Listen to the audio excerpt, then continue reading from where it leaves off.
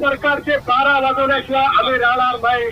आता जे सत्तेत सगळे आहेत, आदरणीय देवेंद्रजी फडणवीस असतील, त्यावेळेचे एकनाथ खडसे असतील, सुधीर भाऊ मुनगंटीवार असतील, विनोद तावडे साहेब असतील, ज्यावेळेस 12/12/2012 रोजी आम्ही नागपूरला याच मागणीसाठी वेळोवेळी आंदोलन करत होतो, त्यावेळेस आम्ही 12 डिसेंबर 2012ला ज्यावेळेस ते आमचं नेतृत्व करत होते, त्यावेळेस आमच्याकडं क्लिप बी आहेत, तशा व्हिडिओच्या क्लिप आम्ही वारंवार त्यांना आठवण करून देतो हे की तुम्हीच आम्हाला त्यावेळेस सांगितलं होतं, आश्वासित केलं होतं की ज्यावेळेस आम्ही सत्तेत येऊ त्यावेळेस पहिल्या दिवशी तुम्हाला पहिल्या दिवशी पहिली टेबलवर तुमची फाईल असेल आणि तुम्हाला चहा पाजून आम्ही तुम्हाला कायम केलेलं असेल.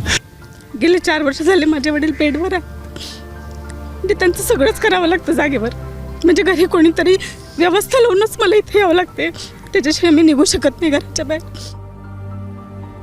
पैसे पण नाही आहे, तुम्ही सिंगल पेरेंट आहे, मग कसं करता तुम्ही एप्रिलपासून?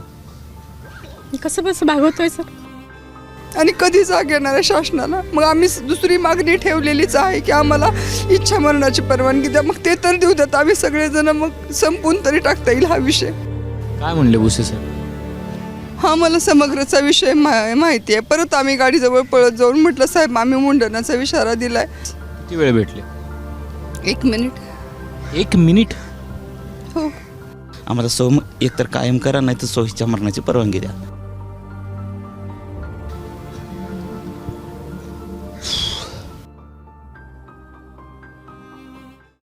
शिकूया AI ची क्रांती. चला करूया MSCIT. आजच नजीकच्या MSCIT केंद्रात आपला प्रवेश निश्चित करा.